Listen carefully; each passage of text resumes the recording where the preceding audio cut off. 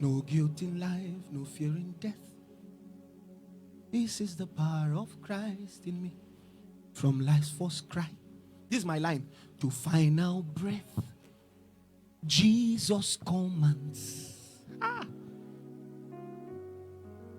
No power of hell, no scheme of men can ever pluck me from his hands till he returns or calls me home. Here in the power of Christ I stand. No guilt in life, no fear in death. This is the power of Christ in me. From life's first cry to final breath, Jesus commands my destiny. No power of hell, no scheme of men can ever pluck me from his hands till he returns or calls me home. Oh, hearing the power of Christ I stand. These guys did not just, it was not a song to them. They lived it out. I read of guys. There was one of them who was studying in his. Have you read of the foremost missionaries that arrived in India? The work they did in India till date. The work they did. I read of one of the missionaries. He was on shore with his family. Was it for 6 months, babe?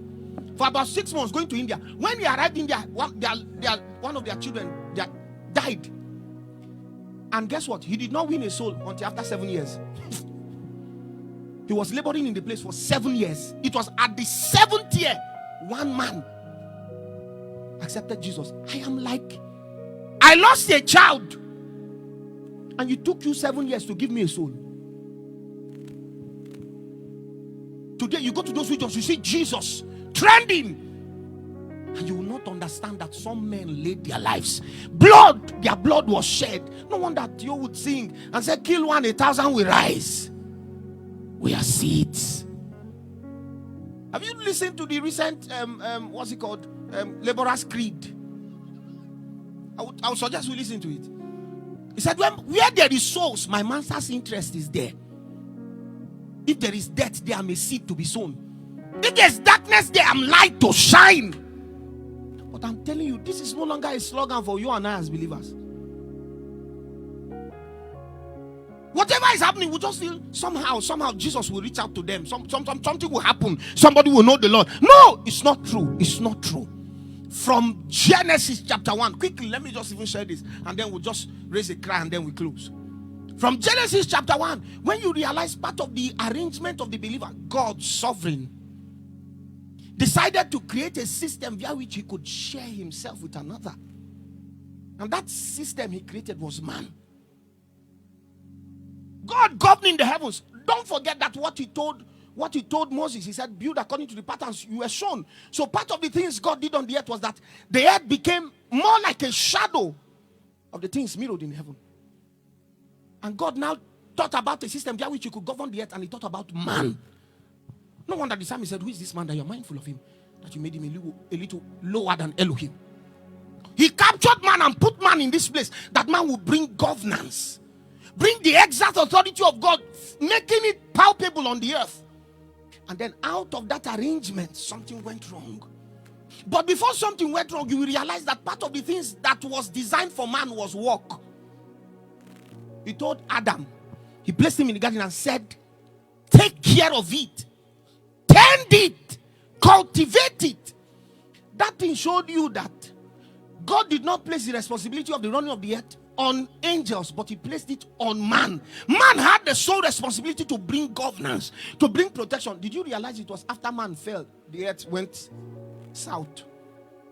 Without man falling, the earth was under governance. But the moment the man fell, The moment man fell, Adam fell, what happened was that the earth could no longer be governed.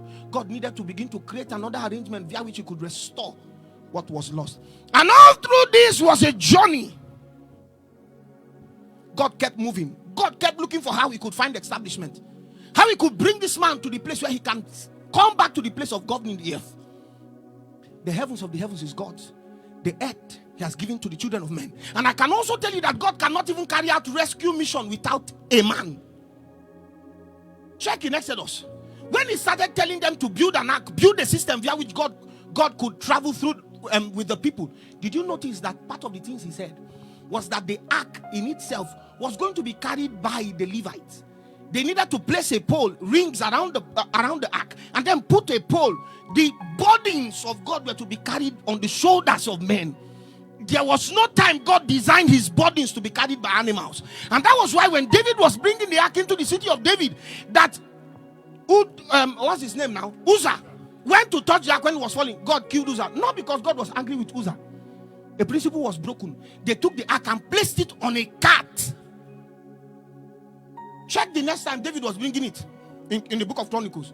Back to the city of David. The Levites had to carry. He went to search what went wrong. He said, priests were supposed to carry it. And then he danced when he brought it into the city.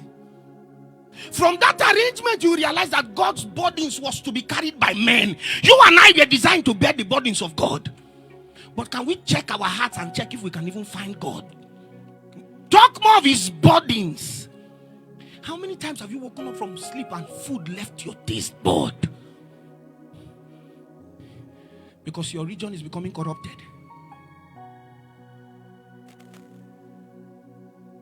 Laborers rose out of the same arrangement. And that's why we have the likes of Evans Robert. We have the likes of, what's his name now? This prayer man. You said? No. The one, give me Scotland or I die. What's his name? John Knox. Men started bearing the burdens of God. William Seymour sensed God was to move in a region. And then he started praying. He prayed for 5 years. 5 hours for 5 years. I'm trying to keep a prayer routine and I know it's difficult.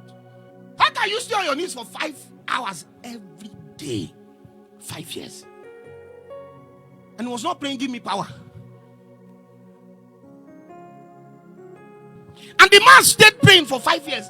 God now told him, he said that prayer power cannot push anything. Increase it. He now added 2 hours, 30 minutes. So he now prayed 7 hours, 30 minutes for 2 years more. And the revival broke out in a street called Azusa.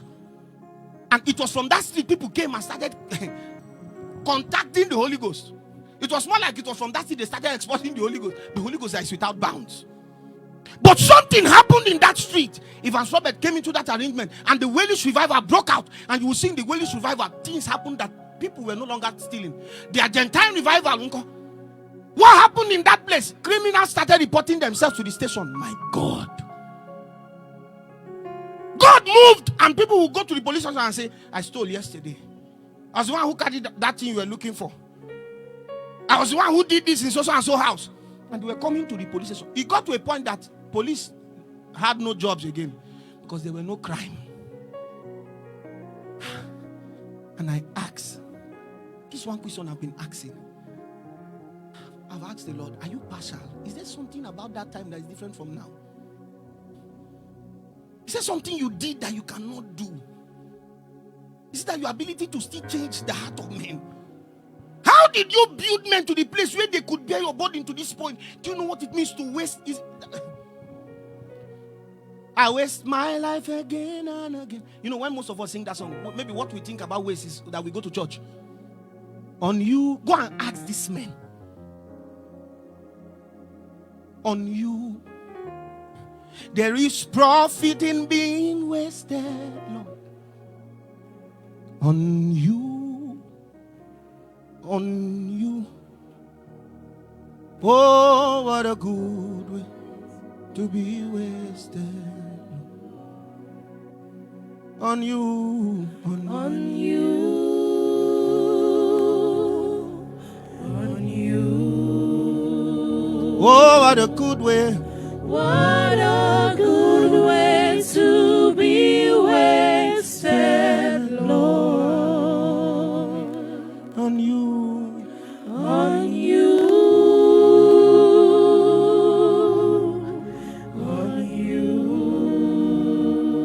That's what it means to be wasted. Men arise. They got to the place where they could prosecute the burdens of God, and no matter how long it would take them.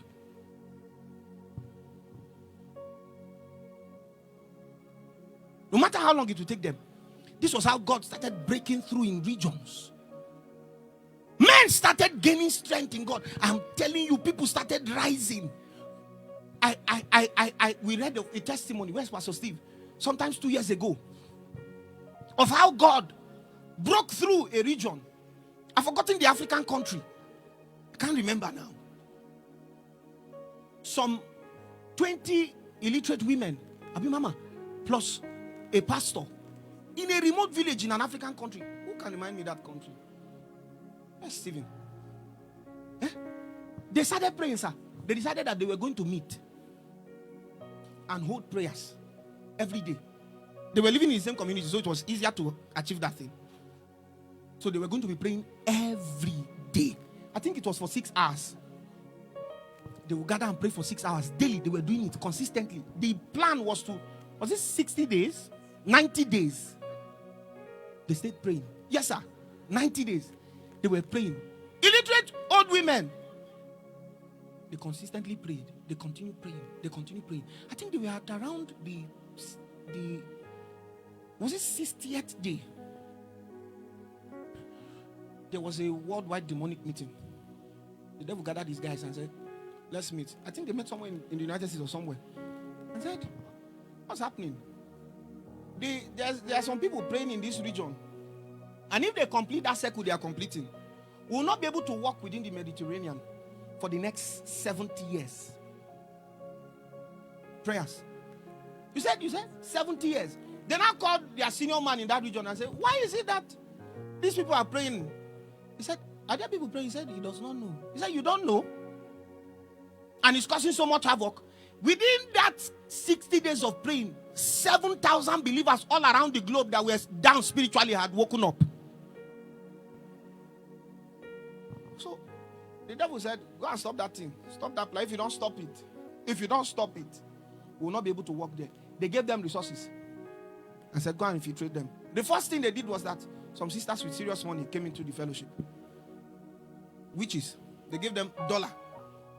So when they came into the region, in one of their meetings, they had an agreement that nobody would join that prayer until they are done. So they entered the region. And then the first thing that happened was that the next offering they collected that day, when that lady came, the offering was serious. She dropped some serious money. So if you sum up everything they put in the offering basket, it's not compared to her own seed. So she went to meet the pastor after fellowship. The pastor noticed it and said, we want to work within, we want to join the team, we want to pray, want to join, you people. I'm going to bring more sisters so that we can join what God is doing here. The pastor saw the sophistication of the lady. He said, no, hala, please. A prophetess amongst them was there standing. She said, I can sense that this person is the demon. He said, don't allow her in. The lady already, before they came, they gave them journals about these people, their family ancestry. So they know their weakness. They know what is their parents' weakness. So the witch now looked at the prophetess and said, why are you talking like your mother? This prophetess had an issue with her mother, so she hates her mother. So for you to say, why are you talking like your mother, is like you are saying. Prophetess now got angry and started insulting the lady. Immediately the devil found a loophole to enter. The next week she brought sisters, more witches. They were now the ones leading choir. The prayer was, I think it was almost at the day, I don't know whether it was either 87 or 88. That's when the prayer scattered. Scattered. How we know this testimony is that the guy who was used got born again. That's why he started sharing what was happening in that region. The strength. That man will stay until they bet the agenda of God. But now we no longer know the agenda of God in that light. And that's why our regions are becoming sold out. It's as though we are working and nothing is being done. There's so little you can do alone. I can tell you, sir. There's so little. If you like, be praying 20 hours. There's so little you can do. Part of the things your prayer will do is that it's going to begin to wake brothers who need to team up. We need to form a quorum in the spirit where we can take over territories. Wed bad darkness and tell them to leave our daughters and our sons alone. They've held them bound for too long. Their appetites have changed. They no longer long for God. That's why it's possible now to sit in church and you're playing Candy Crush. A lot of things have started happening. The devil is just sowing a lot. You can see our brothers and sisters in church. While they're in church, they're browsing.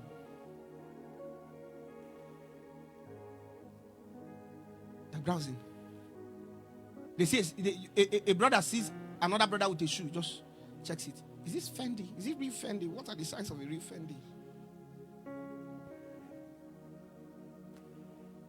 But become materialistic. And we don't know we're losing ground. We're losing ground. These guys, I started sharing off part of the things I saw about their lives. I saw one. I don't know whether it was Indonesia. A pastor was doing a great work there. He was sitting in his corridor reading his Bible one of the days. These guys came, radicals, and they said, "We are going to take back our territory." They went and picked him and brought him out and said, "Denounce Jesus." They raised an axe. That would hack you in two. He said, "I will not. If I do that, I've won so much Muslims around this region. If I do that, what will happen is that, what will those people do? They will give up. They will not have faith to continue." He said, "So I'm not giving up." Then I told his wife, pointed to his wife and said, "Tell your husband to give up, else we'll kill him." She said, "I will not tell him to give up. Even myself, I will not. Even myself talking, I will not give up." Did you read of the couple that before they entered the region for missions, they signed and said, "We forgive those who will kill us. We forgive the people that will kill us." I was listening to Baba Omolehin speak recently, and he said somewhere around the Ilorin that they went there for missions around the Ilorin, that there's a village there. They don't know Jesus. He said when they are coming to the market, from their village to the market, they are naked. It's when they get close to the market, they dress up in 2025. Enter the market, and they'll stay in the market. When they are done selling, they'll return back to their village. As they leave the market, they go naked. He said he was going there one of the days. He said when he saw them, he jumped out of his car and ran into the bush. He could not believe that we still have cavemen and cave women. He said one of their missionaries there said he asked the women, "Have you heard of Jesus?"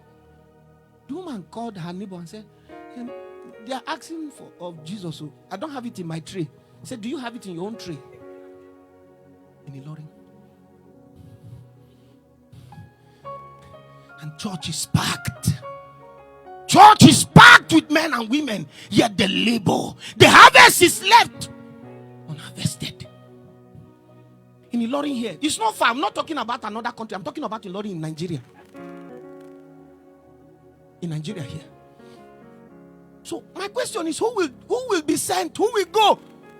God is looking for men and women. God is looking for people who will wear the burdens of God, who can sense what God is saying per time. An end of plain church should come. An era should rise where men will become responsible for the burdens of God. That you sense it, you begin to prosecute that burden until God gives release for the next step. But I am telling you, the harvest truly is ripe, and God is yet crying. Laborers are few. Laborers are few, yet the church is filled. I can tell you, check. The average of us here, when was the last time you went for evangelism? So use yourself to judge others. Aside evangelism team, which people go for evangelism? What a good way to be wasted, Lord. Which of us go for evangelism? Now, how many of us, when was the last time you shared something to somebody? You know, Nigeria, there's a way they can, you can be busy, but you are not busy with God. They are coming. Should I talk about this or no? It's not my business. Everything now trends. I saw a video yesterday where, is it Pele? Pella, Ebuka Songs did a live listing with him, and the boy was mocking tongues. I'll be laughing with Ebuka songs. Yes. Yes. I'm saying burdens are no longer palpable again. You'll be shocked. You'll be shocked, Pastor Dan. Burdens are no longer palpable. I don't know what that one means. But something has gone wrong. Something is wrong with me. I can tell you. I can tell you. It was when I studied Enoch, I saw that a man can grow in God. That a man arrived at the place where nothing was his distraction again. So I've not stopped praying, take away my distractions, because they might be plenty than I think. Jesus is no longer on trend. Jesus is no longer on trend. We're going to raise a sincere cry. We're going to raise a sincere cry. Me, I've been praying. I tell you, I've been telling the Lord, help my heart. I know something is wrong with me. That I no longer feel the way you used to feel. I no longer feel what you feel when it comes to souls. And I no longer feel that heat.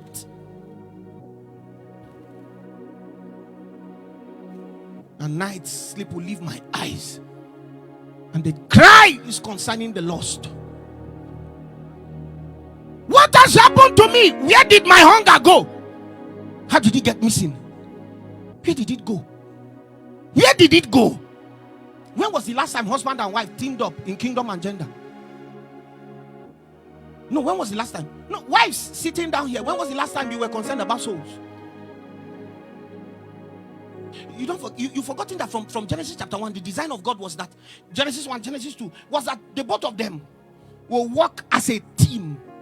God's agenda is to colonize the earth, and God cannot colonize the earth without a people. How can God get into the nook and cranny without you and I? You know, we used to sing this song. All over the world, the Spirit is moving. All over the world, as the prophet said it should be. All over the world, there's a mighty revelation of the glory of the Lord as the waters covers the sea. And most of us would think that the Holy Ghost will just be moving around like this. It's through you and I. It's with you and me. That's the only way the Holy Ghost can take over. There's a burden in his heart. But what has gone wrong? What has gone wrong? Something must be wrong with me. That's why I no longer feel the burdens of God. That's what I'm saying. I was just with Pastor Ike. Pastor Ike does so much of missions within the East and the South. But just recently when I was in his meeting, and he was telling me the level of there are people hungry. Who will feed them, Pastor Ari?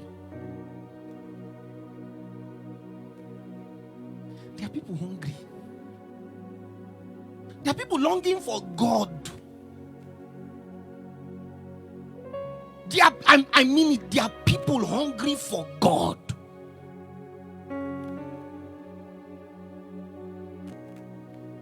There are people.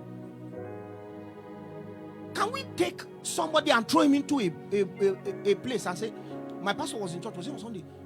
Or who was sharing it? And he said, just imagine that we enter a region and then preach the gospel and say, hey, Pastor Harry, stay here and continue teaching these people.